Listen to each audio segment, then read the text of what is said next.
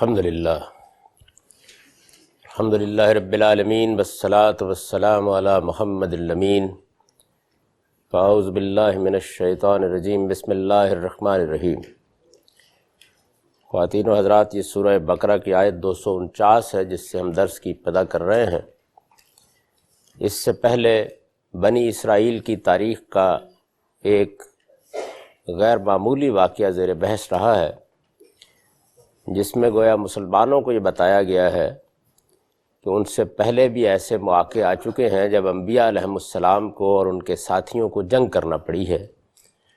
اور اس میں اللہ تعالیٰ کا جو قانون کار فرما رہا ہے یقیناً وہی قانون تمہارے معاملے میں بھی کار فرما ہوگا، اس لیے اس آئینے میں تم بڑی حد تک اپنے حالات بھی دیکھ سکتے ہو۔ یہ میں اس سے پہلے عرض کر چکا ہوں کہ یہ واقعہ سموئیل نبی کے زمانے میں پیش آیا۔ یہ وہ پیغمبر ہیں جن کے زمانے میں بنی اسرائیل نے یہ خواہش ظاہر کی کہ ان کے ہاں چونکہ سیاسی استحکام نہیں رہا، ان کے بہت سے علاقے فلسطینیوں نے چھین لیے ہیں، ان کو پابرجا کرنے کے لیے اللہ تعالیٰ ان کے لیے ایک بادشاہ مقرر کرے۔ میں نے عرض کیا تھا کہ جب یہ درخواست کی گئی تو اللہ تعالیٰ نے اس معاملے میں ان کو سمجھایا اور یہ بتایا کہ بادشاہی کا نظام کوئی اچھا نظام نہیں ہے، تم اگر اپنے لیے بادشاہ کا مطالبہ کرتے ہو تو اس کے معنی یہ ہے کہ تم نے اللہ کی بادشاہی کو ماننے سے انکار کر دیا ہے۔ تمہارے اندر جو ایک جمہوری نظام قائم تھا اسی کے مطابق اگر تم معاملات کرو تو یہ تمہارے لیے باعث عزت بھی ہوں گے اور تمہاری آئندہ نسلوں کے لیے بھی باعث عزت ہوں گے۔ میں نے آپ کو تورات کا وہ سارا اقتباس پڑھ کر سنایا تھا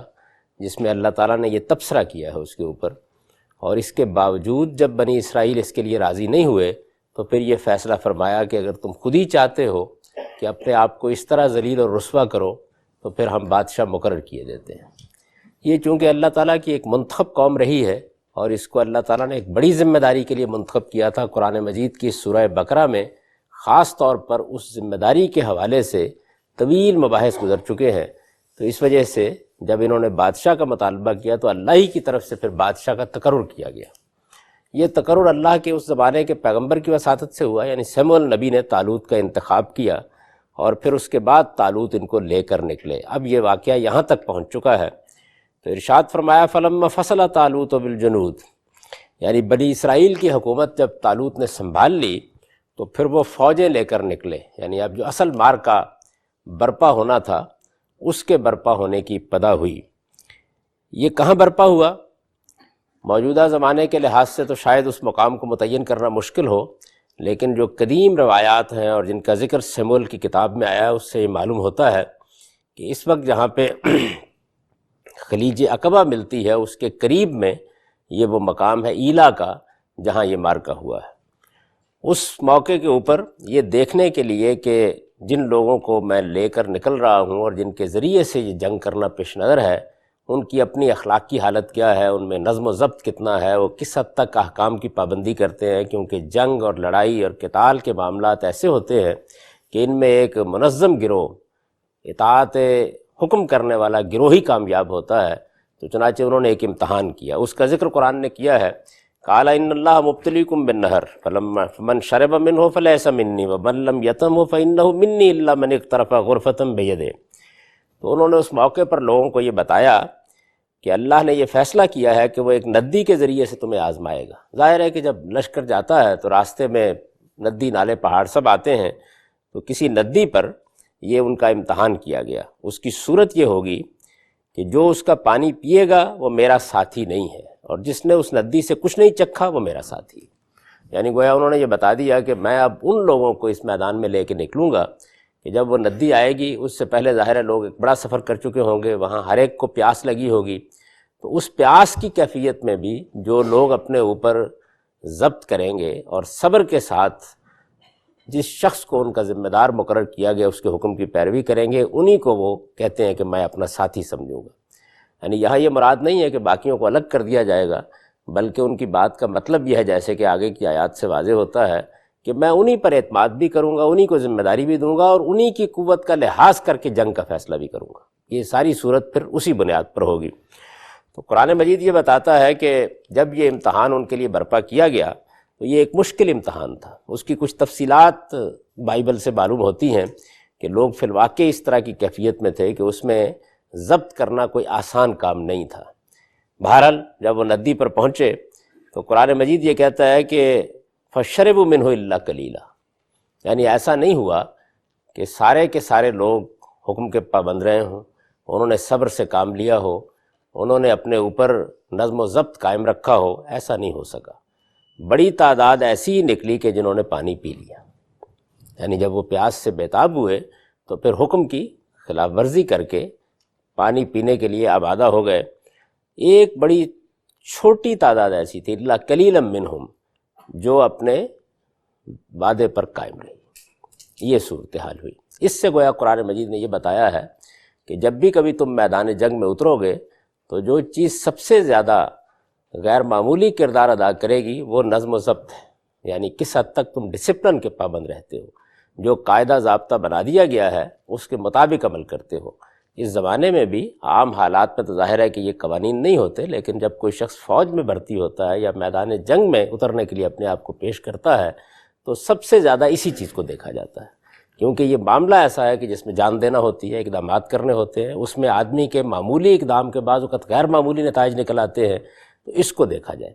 چنانچہ یہ معلوم ہے کہ بدر میں تو مسلمان بہت نظم ضبط کے ساتھ لڑے اور اللہ تعالیٰ کی رحمت ہوئی، اور بہت معمولی تعداد میں بھی اور معمولی اسلحے میں بھی اللہ نے انہیں فتح عطا فرمائی۔ لیکن احد کے میدان میں جب مسلمانوں کے ایک گروہ سے غلطی ہوئی اور انہوں نے ڈسپلن کی خلاف ورزی کی تو اس کے نتائج نہ صرف یہ کہ پوری مسلمانوں کی اس وقت کی جمعیت کو بھگتنے پڑے، بلکہ خود رسالت مآب صلی اللہ علیہ وسلم کی اپنی زندگی بھی خطرے میں پڑ گئی۔ یہ صورتحال ہو گئی۔ تو اس وجہ سے یہ امتحانات بڑی اہمیت کے حامل ہیں، اور ان میں یہ بتانا مقصود ہے کہ اللہ تعالیٰ انہی لوگوں کو اپنی نصرت سے نوازتے ہیں اور انہی کی مدد کرتے ہیں کہ جو نظم و ضبط کے ساتھ اور اپنے ذمہ دار لوگوں کی اطاعت کرتے ہوئے میدان جنگ میں اترتے ہیں۔ جنگ کے میدان کے ضابطے اور قوانین میں اس نظم و ضبط کو میں نے جس طرح کہ عرض کیا غیر معمولی اہمیت حاصل ہے۔ تو ارشاد فرمایا کہ بڑے تھوڑے لوگ تھے کہ جنہوں نے اس کی پابندی کی اور انہوں نے پانی نہیں پیا۔ اس میں البتہ یہ بات کہہ دی گئی تھی کہ اگر کوئی شخص غیر معمولی طریقے پر یہ محسوس کرے کہ وہ اپنے اوپر ضبط نہیں کر سکتا تو ہاتھ کے چلو سے پانی بھر کر ایک آدھ گھونٹ لے سکتا ہے، بس اس کی اجازت دی گئی تھی۔ اس کو قرآن مجید نے یہاں بیان بھی کر دیا ہے کہ الا من اقترف غرفۃ بیدہ فشربوا منہ الا قلیلا۔ تو اب ظاہر ہے کہ اس میں کچھ لوگوں نے اس چلو کو 2 چلو بنایا ہوگا، کچھ نے کچھ زیادہ پی لیا ہوگا۔ یہ جو ایک رعایت دی گئی تھی اس سے فائدہ اٹھانے میں مختلف لوگوں کے رویے مختلف رہے، اس پر ایک جامع تبصرہ قرآن نے یہ کیا ہے کہ فشربوا منہ الا قلیلا منہم فلما جاوزہ هو والذین آمنوا معه قالوا لا طاقت لنا اليوم بجالوت وجنودہ۔ اب اس کے بعد دوسرے پہلو کو نمایاں کیا کہ یہ معاملہ تو نظم و ضبط کا تھا۔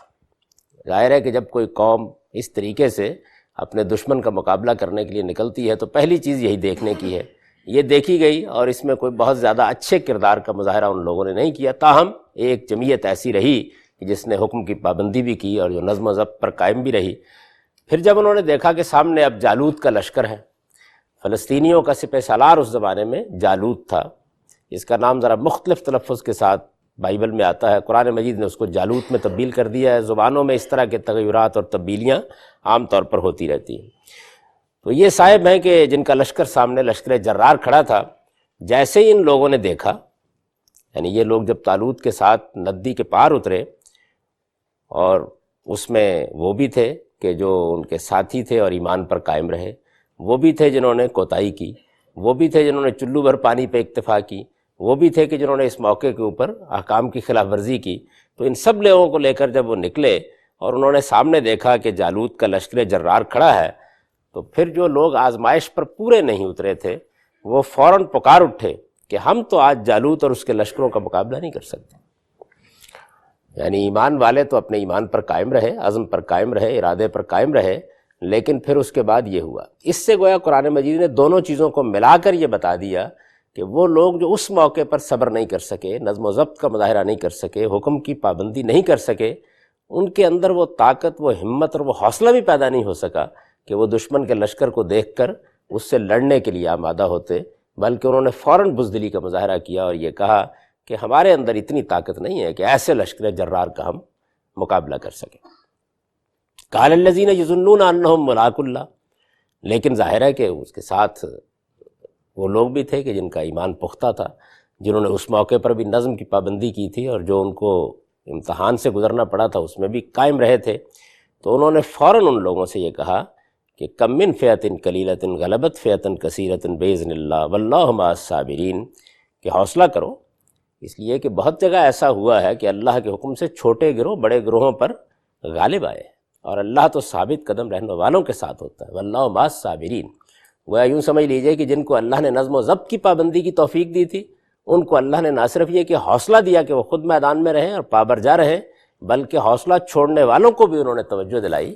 کہ تم فکر نہ کرو، اگر اللہ نے اس میدان میں تمہیں اتارا ہے اور تمہارے لیے ایک امیر کا انتخاب کیا ہے اور پیغمبر کی دعائیں تمہارے ساتھ ہیں، اور تم اس میدان میں حق کی بنیاد پر اترے ہو اور تم ظلم کے خلاف لڑنے کے لیے آئے ہو، تو پھر اس کی فکر نہ کرو۔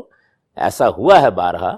کہ مادی طاقت کے لحاظ سے کمزوری تھی، لیکن اللہ نے اس میں اپنی نصرت شامل کی، اور اس کے بعد چھوٹے چھوٹے گروہ بھی بڑے گروہوں پر غلبہ پانے میں کامیاب ہو گئے، اس لیے حوصلہ نہ چھوڑو۔ گویا انہوں نے ان کی ہمت بندھائی۔ اس طریقے سے اگر آپ دیکھیے تو بڑی خوبی کے ساتھ قرآن مجید نے ان تمام پہلوؤں کو واضح کر دیا ہے کہ جو اس موقع پر واضح کرنا پیش نظر تھا۔ یعنی یہ بھی بتا دیا ہے کہ جب بھی اس طرح کی کسی گروہ کو میدان میں لے کے نکلا جاتا ہے تو اس میں جہاں مادی اسلحہ اور مادی قوت اور تعداد کی اہمیت ہوتی ہے، اس سے کہیں زیادہ اہمیت اس کی ہوتی ہے کہ ان کے اندر تقوی کی نوعیت کیا ہے، حدود آشنائی کا کیا معاملہ ہے، نظم و ضبط کا کیا معاملہ ہے، حوصلہ کتنا ہے، ہمت کتنی ہے، خدا پر اعتماد کتنا ہے، یہ ساری چیزیں بھی اس کے ساتھ بڑی غیر معمولی اہمیت کی حامل ہوتی ہیں۔ اور یہ بھی بتا دیا کہ جن لوگوں کے اندر کوئی ایک کمزوری آتی ہے تو بعض اوقات وہ کمزوری معمولی محسوس ہوتی ہے، یعنی کہنے کو ایک آدمی کہہ سکتا ہے کہ پیاس لگی ہوئی تھی، اس میں اگر لوگوں نے پانی پی لیا تو کیا ہوا، لیکن یہ کمزوری در حقیقت بہت سی دوسری کمزوریوں کو اپنے جلوں میں لیے ہوئے ہوتی ہے، یعنی وہ محض اس کا ایک اظہار ہوتا ہے، ورنہ دل کے اندر، دماغ کے اندر وہ کمزوری در آئی ہوتی ہے کہ جو پورے کے پورے وجود کا احاطہ کر لیتی ہے، اور پھر اس کا ظہور کسی ایک شکل میں ہو جاتا ہے۔ تو ان کے معاملے میں بالکل یہی صورت ہوئی۔ بہرحال جن لوگوں کو اللہ نے یہ توفیق دی کہ وہ نظم کے بھی پابند رہے، انہوں نے حکم کی بھی پیروی کی، اور اس کے بعد اتنے بڑے لشکر کو دیکھ کر بھی انہوں نے نہ صرف یہ کہ اپنا حوصلہ برقرار رکھا بلکہ ان کو کہا، اور اس کی وجہ قرآن مجید نے یہ بتائی ہے، قال الذین یظنون انہم ملاق اللہ، یعنی یہ توفیق اللہ نے کن کو دی؟ یہ توفیق اللہ نے ان کو دی جو اس سے ملاقات کی توقع رکھتے تھے۔ یعنی یہ بات جو ہے بنیادی بات، اس کو بھی نمایاں کر دیا کہ اگر آخرت پر سچا ایمان ہے، خدا کے ساتھ ملاقات پر سچا ایمان ہے، اور آدمی یہ جانتا ہے کہ یہ دنیا کی زندگی ایک عارضی زندگی ہے اور مجھے بہرحال ایک دن اپنے پروردگار کے سامنے جانا ہے، تو پھر اس کے اندر وہ عزم، وہ حوصلہ پیدا ہو جاتا ہے جو ان خدا کے بندوں کے اندر پیدا ہوا۔ تو اس کو خاص طور پر نمایاں کر دیا ہے کہ اس موقع کے اوپر بھی سچے ایمان کے حاملین ہی اپنے موقف پر قائم رہے، اور اللہ تعالیٰ نے یہ کہنے کی توفیق بھی انہی لوگوں کو دی جو اللہ سے ملاقات کی توقع رکھتے تھے کہ تم حوصلہ رکھو، اللہ تعالیٰ تمہاری مدد کرے گا۔ وَلَمَّا بَرَزُوا لِجَالُوتَ وَجُنُودِهِ قَالُوا رَبَّنَا أَفْرِغْ عَلَيْنَا صَبْرًا وَثَبِّتْ أَقْدَامَنَا وَانصُرْنَا عَلَى الْقَوْمِ الْكَافِرِينَ۔ تو اب یہ فرمایا کہ پھر اس کے بعد بہرحال دونوں لشکر سفارہ ہو گئے، اور یہ جو سچے ایمان والے تھے یہ جب سامنے گئے، جن کو اللہ نے ایمان بھی دیا تھا، عزم بھی دیا تھا، حوصلہ بھی دیا تھا، اور جن کا آخرت پر بھی پختہ یقین تھا، جب ان کا سامنا جالوت اور اس کی فوجوں سے ہوا تو انہوں نے اس موقع کے اوپر حوصلہ ہارنے کی بجائے اور ہمت چھوڑنے کی بجائے اپنے ہاتھ دعا کے لیے اٹھا دیے، اور دعا یہ کی کہ ربنا افرغ علینا صبرا، پروردگار ہم پر صبر کا فیضان فرما۔ عربی زبان کے یہ الفاظ بڑے خوبصورت الفاظ ہیں، گویا صبر کی توفیق تیرے ہی طرف سے آئے گی، تیری طرف سے یہ فیضان ہوگا کہ ہم ثابت قدم رہے، تو اس کے بعد ہی ہم ثابت قدم رہیں گے، تو اس صبر کا، اس استقامت کا، اس ہمت کا ہم پر فیضان فرما۔ افرغ علینا صبرا وثبت اقدامنا، اور ہمارے پاؤں جما دے، وانصرنا علی القوم الکافرین، اور ان منکروں پر ہمیں غلبہ عطا فرما۔ یعنی یہ وہ لوگ ہیں کہ جنہوں نے نہ صرف یہ کہ پیغمبروں کا انکار کیا ہے بلکہ ظلم اور عدوان کو اپنا طریقہ بنا لیا ہے، اور ہمارے علاقے انہوں نے ظلم کر کے چھینے ہیں، اور ہمارے لوگوں پر انہوں نے ستم توڑے ہیں۔ ہم ان ظالموں کا مقابلہ کرنے کے لیے میدان میں آئے ہیں، تو ہمارے اوپر اپنا خاص کرم فرما، ہمارے اوپر صبر کا فیضان فرما، ہمارے پاؤں جما دے، اور ہمیں ان کے خلاف مدد کر کے غلبہ عطا فرما۔ فَحَزَمُهُمْ بِإِذْنِ اللَّهِ، تو یہ پھر اس کے بعد قرآن نے بیان کیا ہے کہ اللہ تعالیٰ کا یہ بڑا کرم ہوا کہ اللہ کے اذن سے انہوں نے اس گروہ کو شکست دے دی۔ یعنی اگرچہ وہ ایک بڑا لشکر جرار تھا اور آسان نہیں نظر آتا تھا کہ اس کو شکست ہو جائے گی، لیکن جب یہ میدان میں نکلے تو قرآن نے فرمایا بِإِذْنِ اللہ، اللہ کے اذن سے، یعنی جب انہوں نے اللہ پہ بھروسہ کیا اور جو طاقت ان کے پاس تھی وہ فراہم کر دی، اور پھر اللہ کے سامنے دست بدعا ہوئے تو اللہ کی نصرت آئی، اور اتنی توفیق ان کو ہوئی کہ وہ اپنی ساری قوت کے ساتھ لڑے اور اللہ ان کو فتح و نصرت سے نوازے۔ چنانچہ ایسا ہی ہوا اور یہ فتح ان کو حاصل ہو گئی۔ اس میں ظاہر ہے کہ یہ بات بھی واضح کر دی گئی ہے کہ اسباب اور وسائل تو لازماً اختیار کیے جائیں گے، اللہ کا قانون یہی ہے۔ اسباب و وسائل کو نظر انداز کر کے اگر یہ توقع کی جائے کہ اللہ کی نصرت آئے گی تو ایسا نہیں ہو سکتا، کیونکہ یہ اللہ کے اپنے قانون کی خلاف ورزی ہے۔ تو جو اسباب و وسائل ضروری ہیں اور جو آپ کو میسر ہو سکتے ہیں وہ آپ میسر کریں، لیکن یہ بات ہمیشہ ذہن میں رکھیں کہ فتح اصل میں اللہ ہی کے حکم سے ہوتی ہے، یعنی اسباب و وسائل اس میں کردار ادا کرتے ہیں، لیکن اللہ کا اذن، اللہ کا حکم ہے کہ جو یہ نتائج نکالتا ہے، اور یہ اللہ کا اذن اور اللہ کا حکم ان لوگوں کو حاصل ہوتا ہے جو ایک طرف اس کے قانون کی پابندی کرتے ہیں، یعنی جو اس نے اسباب جمع کرنے، وسائل کو اختیار کرنے کا قانون بنایا ہے اس کی خلاف ورزی نہیں کرتے۔ سیدنا مسیح علیہ السلام نے ایسے ہی ایک موقع پر بڑے بلیغ انداز میں توجہ دلائی تھی۔ بائبل میں یہ واقعہ بیان ہوا ہے کہ جب ایک موقع پر شیطان نے انہیں بہکانا چاہا اور ان سے یہ کہا کہ تم تو خدا کے بڑے چہیتے ہو اور تمہارا بڑا ایمان ہے، تو ذرا یہ سامنے کے پہاڑ پر جاؤ اور اپنے آپ کو گرا دو، تمہارا پروردگار چاہے گا تو تم کو بچا لے گا۔ تو انہوں نے کہا کہ اے مردود، تم دور ہٹ جاؤ، خدا کا کام ہے کہ وہ مجھے آزمائے، میرا کام نہیں کہ میں خدا کو آزماؤں۔ تو یہی چیز جو ہے یہ اصل میں اسباب اور وسائل کے بارے میں بھی اختیار کرنی چاہیے، یعنی جو آدمی اللہ کے اس قانون کی خلاف ورزی کرتا ہے یا جو قوم اللہ کے اس قانون کی خلاف ورزی کرتی ہے کہ اس کو جو اسباب اور وسائل پیدا کرنے ہیں وہ پیدا نہیں کرتی، وہ گویا خدا کو آزمانے نکل کھڑی ہوتی ہے۔ تو یہ طریقہ ٹھیک نہیں ہے۔ اللہ کے قانون کے مطابق اسباب میسر کیے جائیں گے، جو ضروری چیزیں ہیں وہ فراہم کی جائیں گی، پھر آدمی میدان میں اترے گا، اور جب میدان میں اترے گا تو کمی جو رہ گئی ہے اس کو اللہ تعالیٰ پورا کر دیں گے، یعنی اللہ کا قانون یہ ہے، اور فتح بہرحال ان کے حکم سے ہوتی ہے، ان کے اذن سے ہوتی ہے۔ دونوں باتوں کو اس میں واضح کر دیا ہے۔ اگر آپ اس مختصر سے واقعے کے اوپر غور کریں اور یہ دیکھیں کہ اس میں ایک ترتیب کے ساتھ کیا چیزیں بیان کی گئی ہیں، یعنی اس میں یہ بتایا گیا ہے کہ اگر کوئی گروہ کسی موقع کے اوپر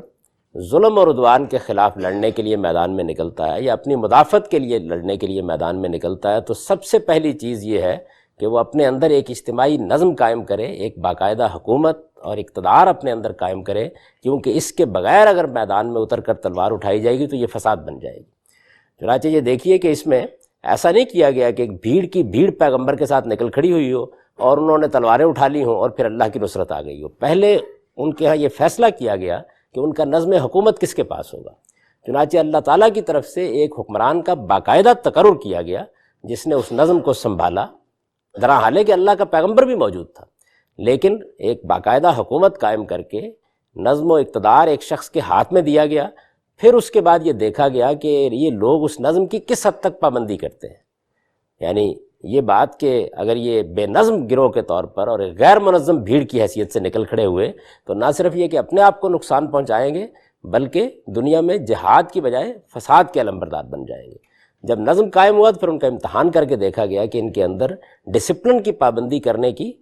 کیسی کچھ صلاحیت پیدا ہو گئی ہے، اس کا بھی اندازہ کر لیا گیا۔ پھر یہ بتایا گیا کہ آدمی کا عزم، آدمی کا حوصلہ کس چیز پر مبنی ہوتا ہے، اور مسلمانوں کو یہ تعلیم دی گئی کہ اسباب و وسائل کے بعد جو چیز ان کو حوصلہ، ہمت اور عزم عطا کرتی ہے وہ اصل میں اللہ تعالیٰ کے ساتھ ملاقات کی توقع ہے، کیونکہ وہ اس پر ایمان رکھتے ہیں کہ ایک دن وہ اپنے پروردگار کے حضور میں حاضر ہوں گے، اور جب وہ حاضر ہوں گے تو ان کو ان کے تمام اعمال کا بالکل ٹھیک ٹھیک صلہ مل جائے گا، اور اصلی دنیا وہی ہے جو ان کے پروردگار نے آگے ان کے لیے تیار کر رکھی ہوئی ہے۔ وہ اسی جنت کے طلبگار ہیں اور اس کے لیے میدان میں اتر رہے ہیں۔ یہ ایمان جن لوگوں کے اندر ہوتا ہے وہ پھر اسباب و وسائل تو یقیناً جمع کرتے ہیں، لیکن خیال یہی رکھتے ہیں کہ اللہ کی مدد ہوگی، اس کی توفیق ہوگی تو اس سے ہمیں فتح حاصل ہوگی۔ چنانچہ یہی چیز یہاں بھی فیصلہ کن ہوئی۔ اس کے بعد یہ بتایا ہے کہ پروردگار نے جن لوگوں کو یہ توفیق دی کہ وہ اس طریقے سے میدان میں اتر کر مقابلہ کریں اور پھر اس کے بعد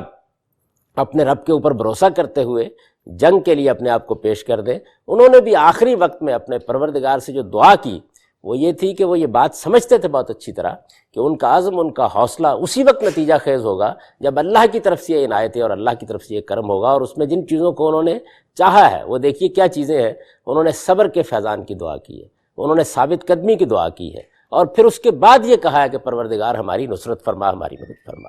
یعنی اگر ہم صبر و استقامت کے ساتھ اپنے موقع پر جمے رہیں گے، جان دینے کے لیے تیار ہو جائیں گے، اپنی طرف سے کوئی کمزوری نہیں دکھائیں گے، ہمارے قدم جمے رہیں گے، ہم پابر جا رہیں گے، تب اللہ کی نصرت کی توقع کی جا سکتی ہے۔ اسی چیز کو آپ آگے کی سورہ آل عمران میں جس میں جنگ احد کے حالات پر تبصرہ کیا گیا دیکھیں گے کہ وہاں جب لوگوں نے یہ کہا کہ اللہ کی مدد کیوں نہیں آئی، تو اس کا جواب یہ دیا گیا ہے کہ اللہ کی مدد کی دو لازمی شرائط تھیں، یعنی اسباب اور وسائل کے بعد دو لازمی شرائط تھیں، اور وہ شرطیں کیا تھیں؟ ان تتقوا و تصبروا، اگر تم حدود کے پابند رہتے اور صبر سے کام لیتے تب اللہ کی مدد آتی۔ تو یہاں بھی اسی پہلو کو واضح کیا گیا ہے کہ جب تک ان کے اندر یہ صفات پیدا نہیں ہوئی اللہ نے بھی ان کی مدد نہیں کی، اور جب یہ پیدا ہو گئیں اور انہوں نے حزم و احتیاط کے ساتھ میدان میں قدم رکھا اور عزم اور حوصلے کے ساتھ مقابلہ کرنے کے لیے نکل کھڑے ہوئے تو اللہ نے ان کی مدد فرمائی اور اللہ کا کرم ان پر ہوا۔ وَقَتَلَ داؤد جالوت، اور اس میں سب سے بڑا جو معاملہ ہوا وہ یہ کہ جالوت کو داؤد نے قتل کر دیا۔ یہ بڑا دلچسپ واقعہ ہے اور بائبل میں اس کی بڑی تفصیلات بیان ہوئی ہیں۔ اس میں یہ بیان کیا گیا ہے کہ سیدنا داؤد اس موقع پر بس ایک نوجوان چرواہے تھے، یعنی طالوت کی قیادت میں جب یہ لشکر نکلا ہے اور یہ کہیں قریب ہی اپنی بکریاں چرا رہے تھے، اس لشکر میں بھی شامل نہیں تھے۔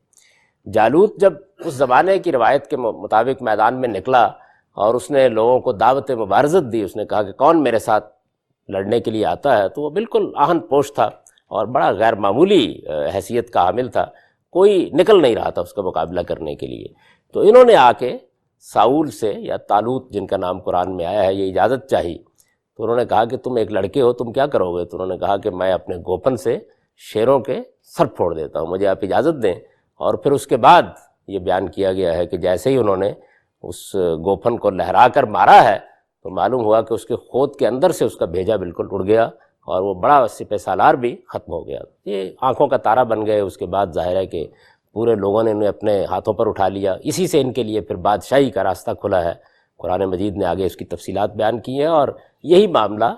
بائبل میں بھی بڑی تفصیل کے ساتھ بیان ہوا ہے۔ وَقَتَلَ داؤد جالوت، تو جالوت کو داؤد نے قتل کر دیا، اور پھر اس کے بعد جیسے کہ میں نے آپ سے عرض کیا، ظاہر ہے کہ ایک بڑی غیر معمولی حیثیت ان کو حاصل ہو گئی، ہر شخص کی نگاہیں ان پر مرکوز ہو گئیں۔ تب پروردگار یہ کہتے ہیں کہ وَآتَاهُ اللَّهُ الْمُلْكَ وَالْحِكْمَةَ، اللہ نے اسے بادشاہی دی اور حکمت عطا فرمائی۔ یہ جو دونوں چیزیں لازم و ملزوم ہیں، یعنی اگر کسی کو حکومت ملتی ہے، اقتدار حاصل ہوتا ہے، اور اس کے ساتھ حکمت اور دانائی حاصل نہیں ہوتی، تو گویا یہی اقتدار صاحب نظرہ نشہ قوت ہے خطرناک کی صورت اختیار کر لیتا ہے۔ لیکن اگر اس کے ساتھ حکمت ہے، اس کے ساتھ دانائی ہے، اس کے ساتھ فیصلہ کرنے کی صلاحیت ہے، تو یہی چیز اللہ تعالیٰ کی رحمت بن جاتی ہے۔ تو ارشاد فرمایا کہ اللہ نے اسے بادشاہی دی، حکمت عطا فرمائی، وَعَلَّمَهُ مِمَّا يَشَاءُ، اور اسے اس علم میں سے سکھایا جو اللہ چاہتا ہے کہ اپنے اس طرح کے بندوں کو سکھائے۔ یعنی اللہ تعالیٰ کا جو علم دینے کا قانون ہے اس کی طرف اشارہ کر دیا ہے کہ اللہ کا علم انہی کو ملتا ہے جو اپنے اندر یہ صلاحیت پیدا کر لیتے ہیں کہ وہ اس علم کے حامل بنیں گے۔ وہ ایک مشہور واقعہ ہے کہ جب امام شافعی نے اپنے استاد وکی سے یہ کہا کہ میرا کچھ حافظہ ٹھیک نہیں ہے اور میں محسوس کرتا ہوں کہ جو چیزیں مجھے اخذ کرنا ہوتی ہیں ان میں بھی اب دقت ہوتی ہے، اس کو بیان کرتا ہوں کہ بڑے اچھے اشعار ہیں کہ شکوت الی وکی سوء حفظی فاوصانی الی ترک الباسی، کہ میں نے اپنے استاد وکی سے جا کر یہ درخواست کی کہ مجھے کچھ حافظے میں مسئلہ پیش آ رہا ہے اور علم کی طرف بھی ویسا معاملہ نہیں ہے،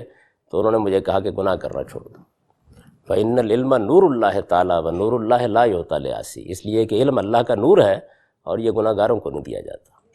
تو اس سے معلوم ہوا کہ اللہ تعالیٰ کی طرف جو علم کا فیضان ہوتا ہے اس کے بھی شرائط و حدود ہیں۔ اگر آدمی کے اندر تقویٰ ہے، خدا ترسی ہے، حدود کی پابندی ہے، اللہ کے ساتھ سچا تعلق ہے، تو یہ چیز افزونی علم کا بھی باعث بنتی ہے۔ تو یہاں بھی یہی بتایا کہ جو اللہ کے اس طرح کے بندے ہوتے ہیں جو اس شرائط کو پورا کرتے ہیں، انہیں جو علم اللہ تعالیٰ دیا کرتے ہیں وہ علم ان کو اللہ تعالیٰ نے عطا فرمایا۔ وَلَوْلَا دَفْعُ اللَّهِ النَّاسَ بَعْضَهُم بِبَعْضٍ لَفَسَدَتِ الْأَرْضُ وَلَٰكِنَّ اللَّهَ ذُو فَضْلٍ عَلَى الْعَالَمِينَ، اور فرمایا کہ یہ جو جنگ ہوئی اور اس طرح کا معاملہ ہوا تو اس پر کوئی تعجب تم کو نہیں ہونا چاہیے۔ حقیقت یہ ہے کہ اگر اللہ تعالیٰ اس طریقے سے ایک دوسرے کے ظلم سے دوسرے کو نجات نہ دلاتا رہے تو زمین فساد سے بھر جائے۔ یعنی انسان کا معاملہ ہی ایسا ہے کہ اس میں یہ توقع نہیں کی جا سکتی کہ اگر لوگوں کو اقتدار حاصل ہو جائے گا، قوت حاصل ہو جائے گی، وہ دنیا میں کوئی بڑی پاور بن جائیں گے تو اس کے بعد وہ خود بخود اخلاقی حدود کے پابند ہو جائیں گے۔ اللہ اسی طریقے سے ایک دوسرے کی قوت کے ذریعے سے ان کے معاملات کو کنٹرول کرتے رہتے ہیں۔ یہ چونکہ ایک بڑا اہم معاملہ ہے اور اس میں جو آیت میں قانون بیان کیا گیا ہے یہ چاہتا ہے کہ اس کے اوپر ذرا تفصیل کے ساتھ گفتگو کی جائے، تو ہم انشاءاللہ اگلے درس میں اس کو موضوع بنائیں گے۔ اب آپ سادہ ترجمہ اس کا سن لیجئے ان آیات کا۔ بنی اسرائیل کی حکومت سنبھالنے کے بعد پھر جب طالوت فوجیں لے کر نکلے تو انہوں نے لوگوں کو بتایا کہ اللہ نے فیصلہ کیا ہے کہ وہ ایک ندی کے ذریعے سے تمہیں آزمائے گا۔ اس کی صورت یہ ہوگی کہ جو اس کا پانی پیے گا وہ میرا ساتھی نہیں ہے، اور جس نے اس ندی سے کچھ نہیں چکھا وہ میرا ساتھی ہے۔ ہاں مگر اپنے ہاتھ سے ایک چلو کوئی پی لے تو پی لے۔ لیکن ہوا یہ کہ ان میں سے تھوڑے لوگوں کے سوا باقی سب نے اس ندی کا پانی پی لیا۔ پھر جب طالوت اس کے پار اترے اور ان کے وہ ساتھی بھی جو اپنے ایمان پر قائم رہے اور فوجیں دیکھیں، تو جو لوگ آزمائش میں پورے نہیں اترے تھے انہوں نے کہہ دیا کہ ہم تو آج جالوت اور اس کے لشکروں کا مقابلہ نہیں کر سکتے۔ اس پر وہ لوگ جنہیں اللہ سے ملنے کا خیال تھا بول اٹھے کہ حوصلہ کرو، اس لیے کہ بہت جگہ ایسا ہوا ہے کہ اللہ کے حکم سے چھوٹے گروہ بڑے گروہوں پر غالب آئے ہیں، اور اللہ تو ثابت قدم رہنے والوں کے ساتھ ہوتا ہے۔ اور یہی سچے مسلمان تھے کہ جب جالوت اور اس کی فوجوں کا سامنا ہوا تو انہوں نے دعا کی کہ پروردگار ہم پر صبر کا فیضان فرما اور ہمارے پاؤں جما دے اور ان منکروں پر ہمیں غلبہ عطا کر دے۔ چنانچہ ان کی دعا قبول ہوئی اور اللہ کے حکم سے انہوں نے اپنے ان دشمنوں کو شکست دے دی، اور جالوت کو داؤد نے قتل کر دیا، اور اللہ نے اسے بادشاہی دی اور حکمت عطا فرمائی، اور اسے اس علم میں سے سکھایا جو اللہ چاہتا ہے کہ اپنے اس طرح کے بندوں کو سکھائے۔ اور حقیقت یہ ہے کہ اگر اللہ ایک کو دوسرے سے نہ ہٹاتا تو زمین فساد سے بھر جاتی، لیکن اس نے اسی طرح ہٹایا ہے، اس لیے کہ اللہ دنیا والوں پر بڑی عنایت فرمانے والا ہے۔